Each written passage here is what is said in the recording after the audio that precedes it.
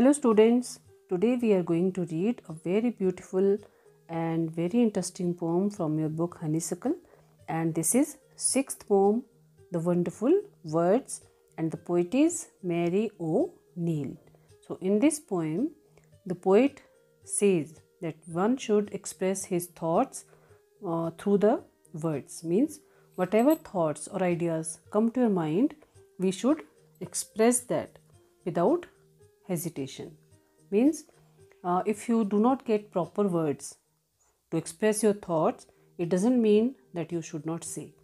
आपको अपने जो मन में विचार आ रहे हैं या थॉट आ रहे हैं वो आपको एक्सप्रेस कर देने चाहिए, अपने विचारों को सदा सजीव रखना चाहिए और हमें इसे मध्यम या इसे फेंट नहीं होने देना चाहिए, सिर्फ इसलिए because we are not getting proper words to express our thoughts. So this we will read in the poem. So let's start. Never let a thought shrivel and die for want of a way to say it, for English is a wonderful game. The poet says we should not let, the poet saying that never let any idea or thought die, or in other words, never let it go without giving it expression. यानी कि poet यहाँ ये कह रहे हैं कि अपने मन में जो भी आपके विचार आता है या कोई आइडिया आता है, तो इसलिए कि आपको शब्द नहीं मिल रहे हैं या आप उसे एक्सप्रेस नहीं कर पा रहे हैं, आप उसे जाने ना दें, आप उसे एक्सप्रेस करें. Just because you don't know how to speak और how to use the right word, सिर्फ इसलिए आप अपने मन के विचार को ना दबाएं कि आपको राइट वर्ड नहीं मिल रहे हैं. ठीक है, क्योंकि English is a very rich language full of treasures. English is a very rich language and it is full of treasures. Means जो हमारी भाषा है इंग्लिश वो बहुत ही रिच लैंग्वेज है, मतलब इसमें बहुत खजाना है शब्दों का. तो आप उन शब्दों की मदद से अपने विचारों को व्यक्त करें, उन्हें व्यर्थ ना जाने दें, सिर्फ इसलिए कि आपको शब्द नहीं मिल रहे हैं अपने विचारों को अभिव्यक्त करने के लिए. You are not getting right word to express your thought, so you should not let your thoughts shrivel, means shrink. Okay, so shrivel means to wither or to shrink or wrinkle or contract, मतलब सिकुड़ने नहीं देने हैं अपने विचार. wonderful means extremely good, बहुत अच्छा. ठीक है, and game here it is used for enriched language. So this is explanation of the difficult words also and explanation of the paragraph 1 also. Next, and all of you can play it. The poet is saying that we all can play with it, means we all can use the proper words from English, because English is full of treasures. It has so many words which can be used. English is a rich language. All that you do is match the words. आपको क्या करना है, आपको सिर्फ अपने जो शब्द हैं उनके साथ एक सुंदर खेल खेलना है. आपको क्या आना चाहिए कि आपको कहाँ उन शब्दों को मैच करना है और किससे मैच करना है. To the brightest thoughts in your head. जो आपके दिमाग में बहुत अच्छे विचार आ रहे हैं, आपको उन्हें उन शब्दों के साथ मैच करना है, so that they come out clear and true, ताकि जब वो आपके विचार जो हैं बाहर आएँ आपके दिमाग से तो वो क्लियर हों और सच हों, ट्रू हों. And handsomely groomed and fed, और वो बहुत ही नीटली और अट्रैक्टिव होने चाहिए. आपके जो शब्द हैं that should be groomed. You should use neat and attractive words, means बनाव श्रृंगार. आपको जो भाषा है उसके मतलब उसमें आपको बहुत उसकी डेकोरेशन करनी है. कैसे? अपने शब्दों के द्वारा. For many of the loveliest things have never yet been said, क्योंकि बहुत सी ऐसी प्यारी प्यारी चीज़ें हैं जो अभी तक कही नहीं गई हैं. तो बच्चों, इसमें जो डिफ़िकल्ट वर्ड्स हैं उनके जो मीनिंग्स हैं पहला है जैसे handsomely, handsomely means very elegant style और अट्रैक्टिव मैनर, बहुत ही आकर्षक या elegant style. Groomed and fed means to give neat and attractive look, and play here means use. We all can use the words, we all can play with the language. Now let's explain again. The poet says that all of you can play it, which means everyone can use it effectively, यानी कि आप में से सब इन शब्दों का बहुत ही उचित तरीके से, इफ़ेक्टिवली मतलब बहुत प्रभावशाली तरीके से यूज़ कर सकते हैं।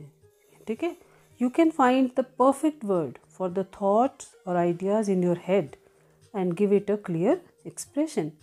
आप में से सब जो हैं वो एक परफेक्ट वर्ड, मतलब कौन सा शब्द आपको कहाँ लगाना है उसे आप लगा सकते हैं, और जो भी थॉट या आइडिया, जो भी विचार आपके अंदर है, आपके दिमाग में है, आप उस शब्द की हेल्प से उसे क्लियरली एक्सप्रेस कर सकते हैं।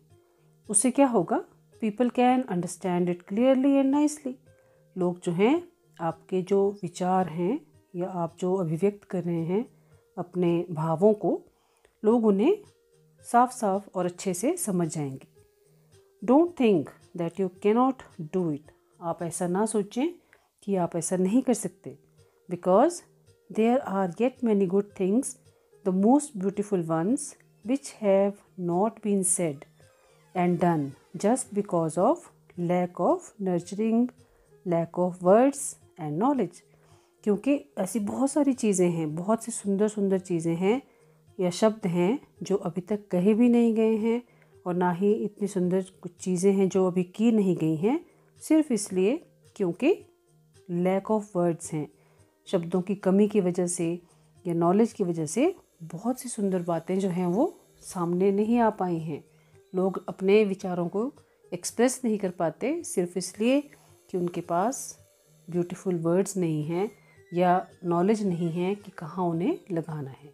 तो आप सब क्या कर सकते हैं, you all can use the English language perfectly and skillfully, and you can express your thoughts beautifully and clearly, and you can make people understand what you want to say। मतलब आप लोगों को बहुत आसानी से और बहुत ही सरल तरीके से शब्दों का सही उपयोग करके अपने मन की बात उन तक पहुंचा सकते हैं। Words are the food and dress of thought.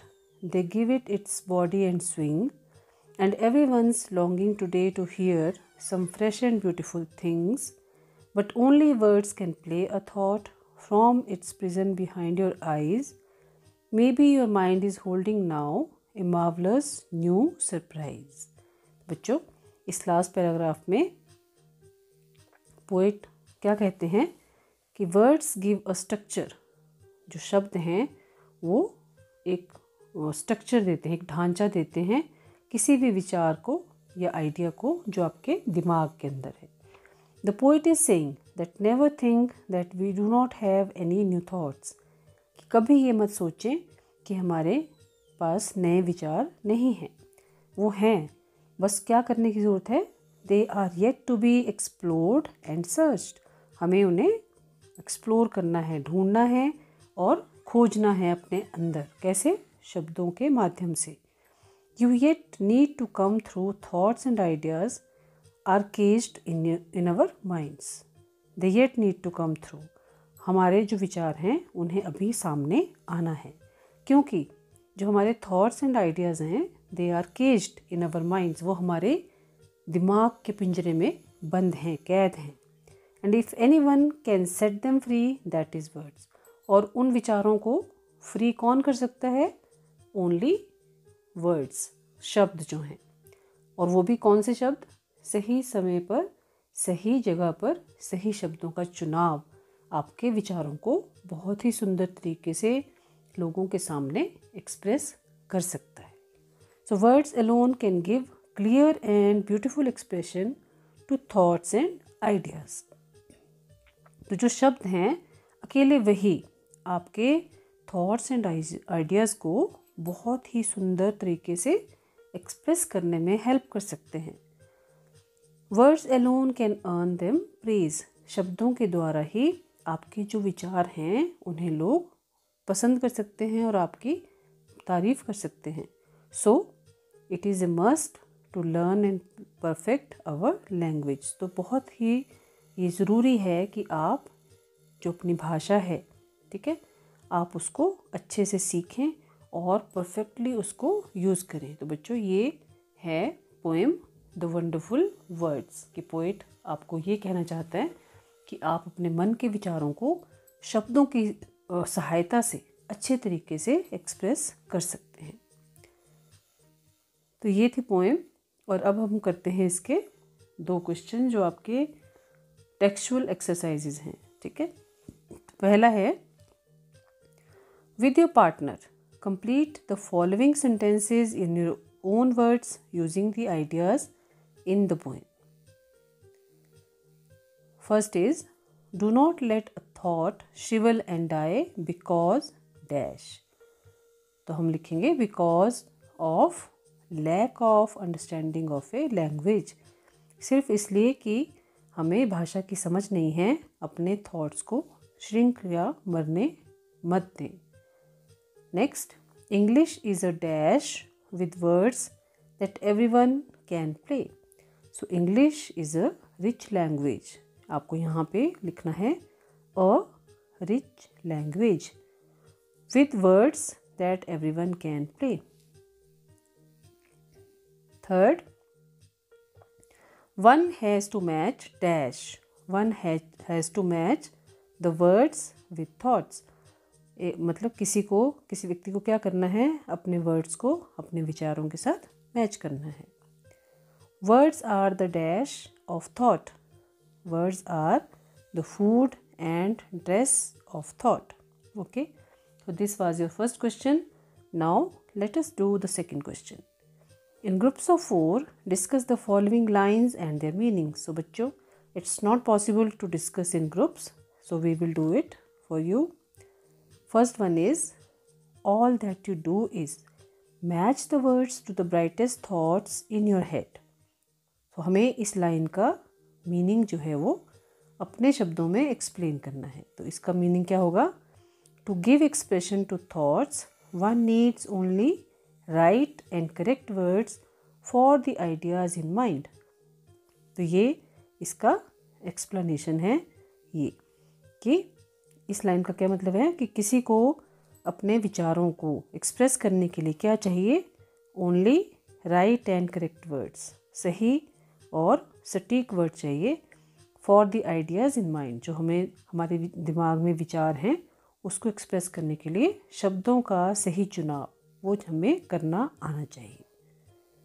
Number 2, for many of the loveliest things have never yet been said. अब इसका क्या मतलब है कि अभी बहुत सी सुंदर और ब्यूटीफुल चीज़ें जो हैं और अच्छी चीज़ें जो हैं या आइडियाज़ जो हैं वो अभी तक एक्सप्रेस नहीं किए गए हैं बिकॉज ऑफ प्रॉपर वर्ड्स, कि उनके लिए सही शब्द नहीं मिल पाए हैं इसलिए। Third, and every one longing today to hear some fresh and beautiful thing. It means people are waiting to hear new and good things, कि लोग इंतज़ार कर रहे हैं कि उन्हें अच्छी चीज़ें और नई चीज़ें सुनने को मिलें। They will definitely accept good things, और वो निश्चित तौर पर अच्छी चीज़ों को एक्सेप्ट करेंगे। एक्सेप्ट करना क्या होता है? स्वीकार करना। Fourth, but only words can free a thought from its prison behind your eyes. इस लाइन का मतलब है बच्चों, ओनली वर्ड्स हैव पावर। शब्दों के पास इतनी शक्ति है to set the ideas in mind free, मतलब जो आपके दिमाग के अंदर आइडियाज़ हैं उन्हें फ्री करने की जो पावर है वो किसके पास है? ओनली वर्ड्स, शब्दों के पास।